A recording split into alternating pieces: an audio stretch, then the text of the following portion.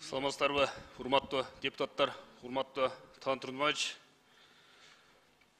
Бул мыйзам боюнча эртеден бери талаш тартыш жаралып атат.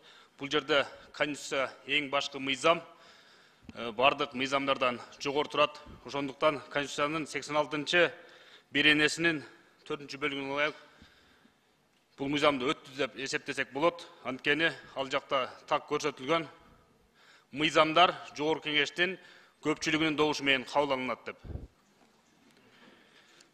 Конституция бардык мыйзамдардан бийик турат. Рахмат.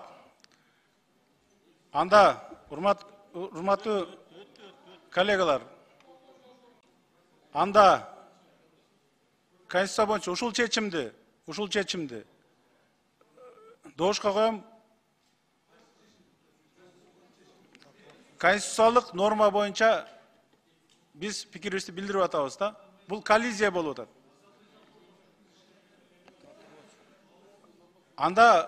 Анда так айтып коеюн. Анда коллизия учурунда юрист айтканда Конституция иштейт, мыйзам долбоору. Макул. 59 каршы 9, бары 68, катталды 74. Мыйзам долбоору кабыл алынды.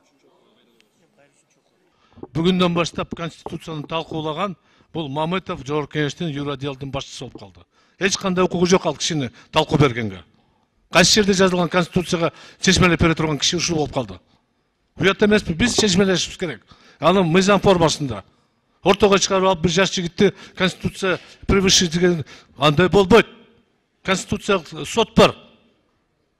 Биз өтө жаман кадам кылдык, бардык. Мейли чечим өткөрдүңөр, кандай болсо деле. Бирок кынтыксыз болбой калды. Мен силерден суранат элем. Келечекте кичине даярданыш керек. Урматтуу өкмөт, мен башынан айткам бул мыйзам боюнча.